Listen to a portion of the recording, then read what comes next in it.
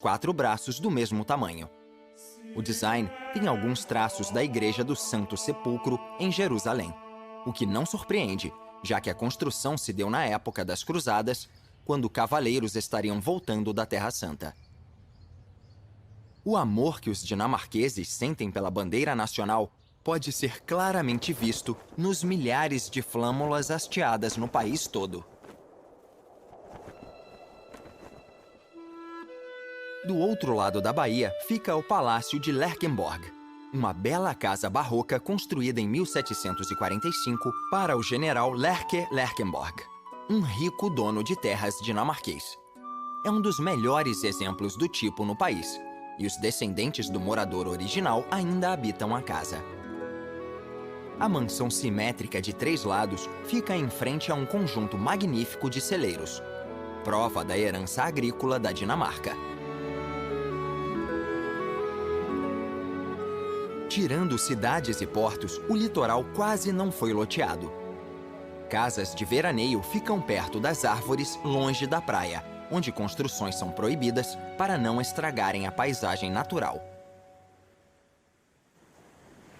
Foi em Trelleborg que os vikings construíram um de seus castelos em anel.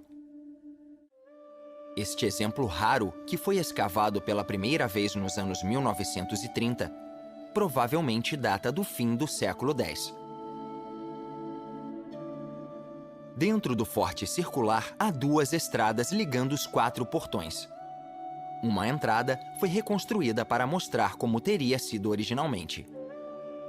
A fortificação circular é dividida em quartos, cada um com 4 casas comunais.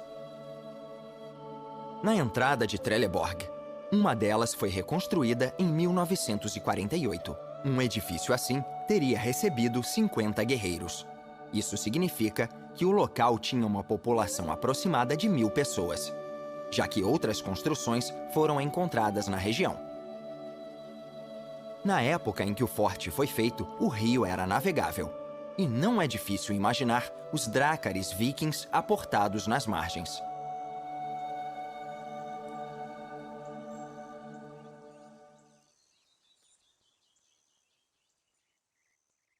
Hoje, apenas pequenas balsas saem dos portos, transportando passageiros e carros entre as ilhas. Para muitas pessoas, é a única conexão com as cidades principais nas ilhas maiores. O mar tem sido a energia vital da Dinamarca há séculos. E navios grandes e pequenos lotam as vias navegáveis do país. Uma das principais é o Grande Belt, que divide as ilhas da Zelândia e de Funen. Em 1997, elas foram ligadas por uma das maiores façanhas de engenharia do mundo: a Ponte do Grande Belt.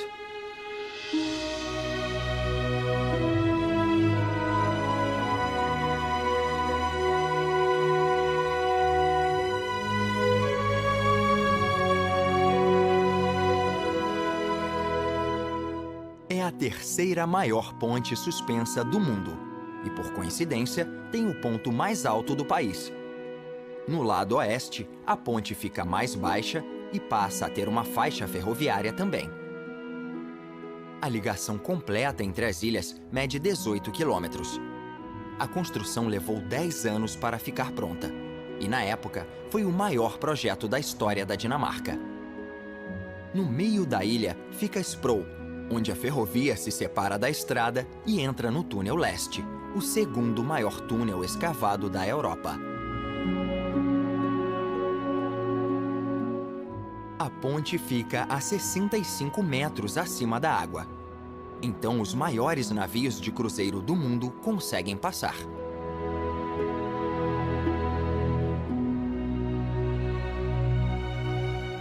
Estima-se que 30.000 veículos paguem para utilizar a travessia por dia. E no lado leste ficam as 22 cabines de pedágio.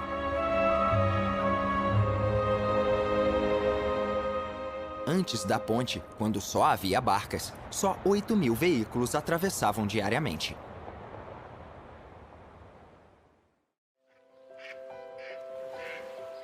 Não há ponto nenhum da Dinamarca muito longe do mar. Então é fácil entender como ele é importante para a história e a cultura nacionais desde a época dos vikings. Um exemplo desse amor pelo mar pode ser visto aos fins de semana, quando as vias entre as ilhas, como esta perto de Tøsing, oferecem uma navegação segura para milhares de barcos de todos os tipos e tamanhos.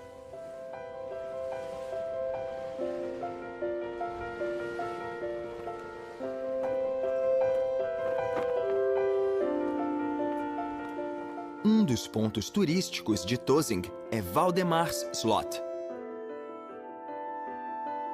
Esta magnífica mansão foi construída no século XVII pelo rei Cristiano IV para Valdemar, seu filho. O regente adorava a arquitetura e deixou um legado de muitos prédios bonitos no país, além de uma montanha de dívidas. Mas Valdemar não pôde morar no castelo, porque foi morto em uma batalha na Polônia pouco depois de a construção ficar pronta. Então o rei deu a casa a um almirante que derrotou a Suécia em um conflito como pagamento pelos navios capturados. Os descendentes do militar ainda moram na casa.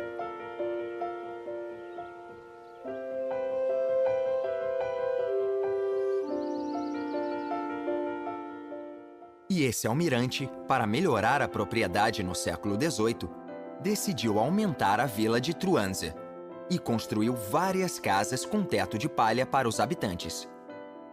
30 casas de enxaimel sobreviveram ao longo dos séculos e agora estão muito protegidas.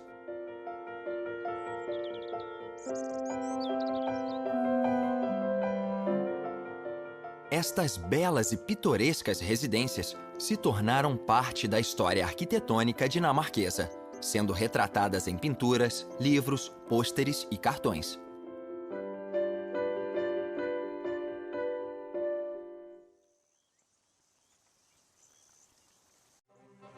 De pequenas casas a uma poderosa fortaleza na ilha de Funen, e um dos mais bonitos castelos renascentistas da Europa, Iskall.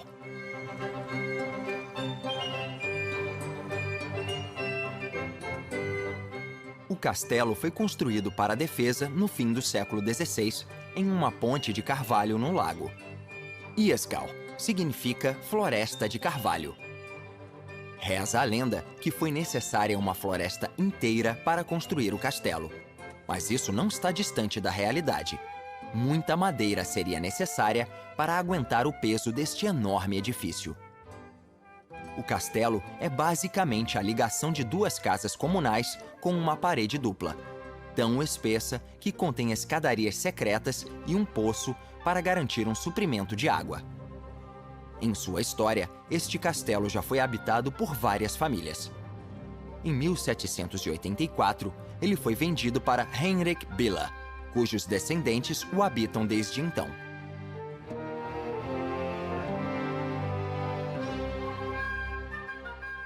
Os jardins foram dispostos em estilo renascentista, incluindo este labirinto circular, e são necessários 15 minutos para chegar ao centro. Iskall é um popular destino turístico e uma das maiores atrações da Dinamarca. Outro lugar que faz sucesso é o Den Finska Landsby, um museu a céu aberto dedicado a preservar construções comuns dos séculos XVIII e XIX. No início do século XX, muitos edifícios antigos estavam começando a se perder.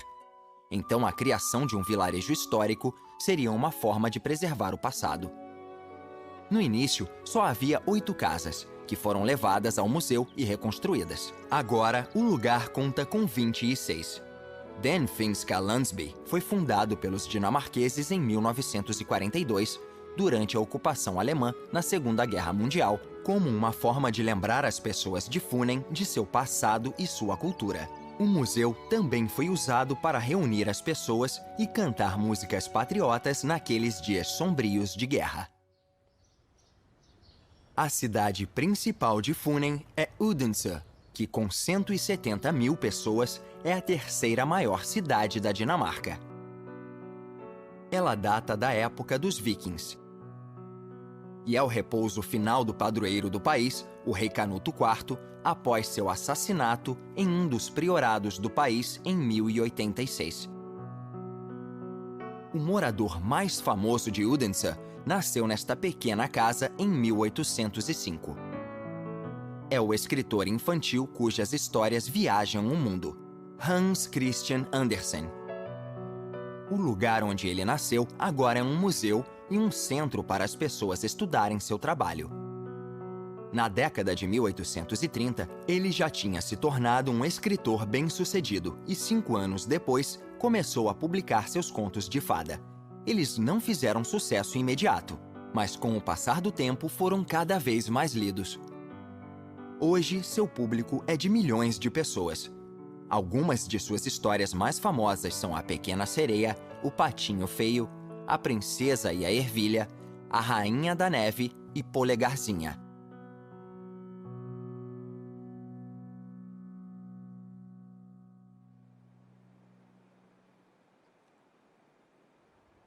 A ilha de Funen está ligada à Jutlândia por 2 pontes Little Belt, a antiga e a nova. A Jutlândia é a única região da Dinamarca ligada à Europa continental e que faz fronteira com a Alemanha. A nova ponte Little Belt foi construída em 1970 e é uma das poucas do mundo todo com aquecimento na superfície, para que fique sem gelo e neve no inverno. A igreja em Jelling é muito importante na história da Dinamarca. Foi lá que, no século X, as antigas religiões pagãs dos vikings foram substituídas gradualmente pelo cristianismo. O rei dinamarquês Gorm o Velho e Haroldo Dente Azul, seu filho, erigiram 2 enormes rochedos com símbolos cristãos. No cemitério da igreja, existem 2 enormes covas da mesma época da construção dos rochedos. O mais impressionante é que debaixo da terra, entre as covas, há uma série de pedras dispostas na forma de um drácar de 350 metros. Em 1994, este local histórico em Jelling foi consagrado Patrimônio Mundial pela Unesco. Alguns quilômetros a oeste fica o aeroporto de Billund, o segundo mais movimentado da Dinamarca, com um estacionamento lotado. O motivo dessa popularidade é que no fim da pista de decolagem está a maior atração dinamarquesa fora da cidade de Copenhague, a Legoland.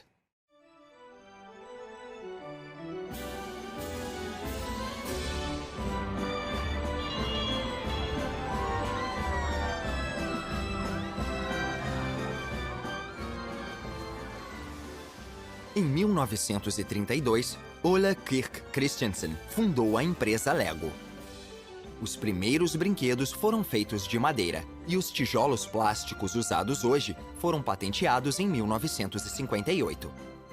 10 anos depois, a primeira Legoland foi inaugurada e, desde então, parques foram abertos também no Reino Unido, na Alemanha e nos Estados Unidos. A missão da empresa é inspirar e desenvolver os construtores do futuro. E a visão é criar novos jeitos de brincar. Como se vê pelo público se apressando para entrar na mostra, os parques fazem muito sucesso. E tem atrações para crianças de todas as idades e seus pais. Tem atividades e brinquedos para todos, como o Legorado, que imita o Velho Oeste, a Terra dos Piratas, o Reino dos Cavaleiros e o Castelo, e a região mais famosa de todas, Miniland, em que uma cidade completa foi construída com milhões dos icônicos tijolos. A empresa estima que em 50 anos tenha vendido 400 bilhões de tijolinhos. A produção atual é de 20 bilhões por ano, o que significa que se todas as peças feitas até hoje fossem compartilhadas com todas as pessoas do mundo, cada uma teria 60 tijolos. A palavra Lego é derivada da expressão dinamarquesa Lego, que significa brincar bem. Milhões de crianças mundo afora têm se divertido muito há mais de meio século.